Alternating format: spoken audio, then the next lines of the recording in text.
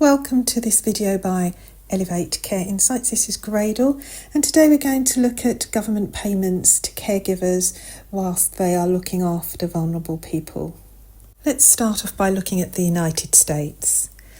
Under Medicaid, there are programs like Home and Community-Based Services, HCBS, and Community First Choice.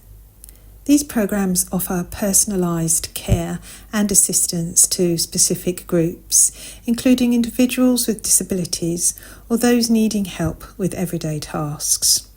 There are also self-directed personal assistance services where individuals can manage their care services directly.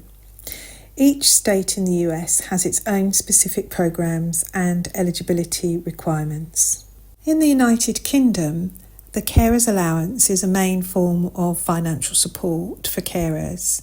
For the year 2023-2024, the rate was £76.75 per week, which will increase to £81.90 per week from April 2024. This allowance is subject to eligibility criteria like the number of hours spent caring for someone and the caregiver's earnings. In Australia, the Australian government adjusts its social security rates periodically. As of January 2024, various government payment rates, including those relevant to caregivers, are subject to change due to indexation. The exact rates and the details of the programs are not specified, but they're usually updated on the government websites like that of the Department of Social Services. I'm going to now expand on each of the government support schemes for carers, including their criteria, their pros and their cons. Let's start with the United States Medicaid programs. The programs offer home and community-based services, community first choice, self-directed personal assistance services.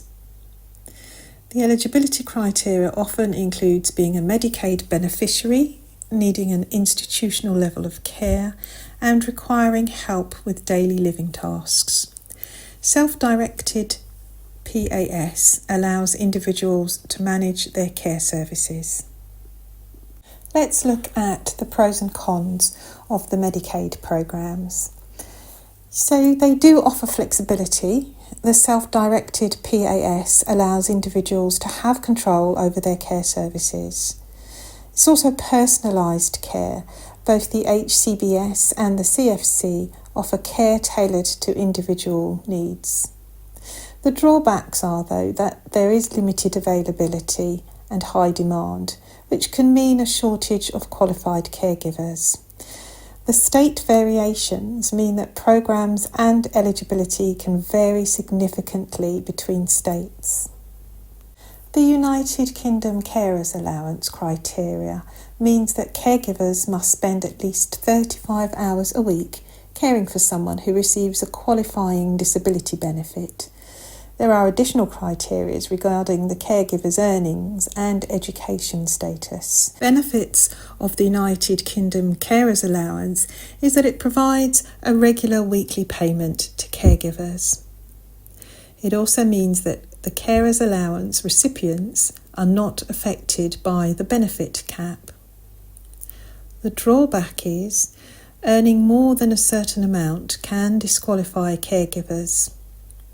And also, one claim per care recipient means that if multiple people are cared for by the same individual, only one claim can take place. In Australia, their programs will have criteria as well based on the carers and the care recipient's circumstances, similar to other welfare programs.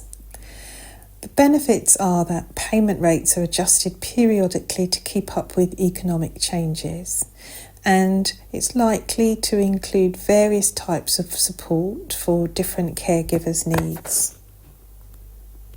The drawbacks are that the social security for carers tends to be very complicated, and navigating multiple programs and understanding eligibility can be challenging. Also, support may vary based on the care recipient's needs and other factors. So what can you do if you are a caregiver looking to access any of these programs in these 3 countries? In the US, go to the Medicaid.gov website for federal guidelines and links to state-specific Medicaid pages. Also look at your local area agencies on ageing. They offer support and guidance in navigating local programs. A suggested action plan would be: do your research. Begin by researching the Medicaid program available in your state. Make inquiries.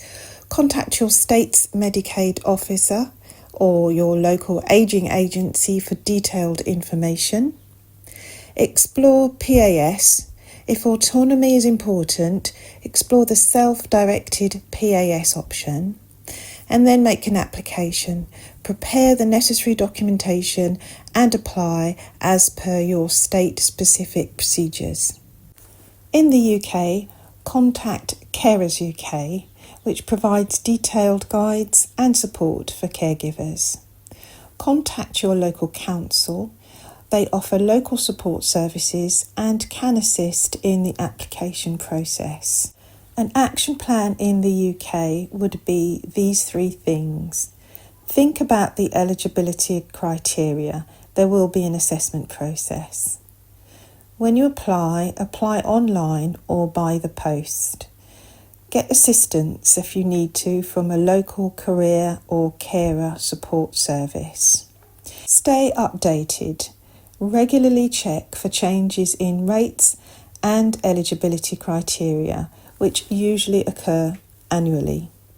An action plan for caregivers in Australia would include contacting and reviewing the Australian Government's Department of Social Services official information on all carer support programs.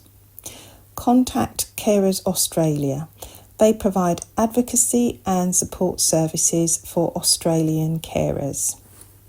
An action plan for you would be: do your research, understand the different support programs available and their criteria, seek advice, contact the Department of Social Services or local carer support organisations for guidance, and stay informed. Make sure you have regular updates on policy changes and rate indexations as well. In conclusion, while each country offers unique support systems, understanding and accessing these resources can significantly aid caregivers in their challenging roles. Stay informed, seek assistance from relevant organisations is key to effectively navigating these systems and getting the support, finances and information that you require.